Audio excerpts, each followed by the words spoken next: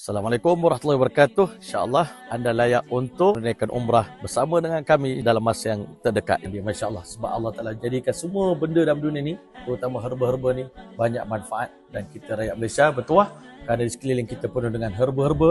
Jadi kita manfaatkan sumber alam ini untuk manfaat kesihatan kita. Dengan pembelian 4 kotak kopi Maulana ini, anda layak untuk Masya Allah mendapat peluang untuk menunaikan umrah bersama dengan kami insya-Allah dalam masa yang terdekat insya-Allah. Dan kita untuk itu dapatkan dengan segera di pasaran insya-Allah.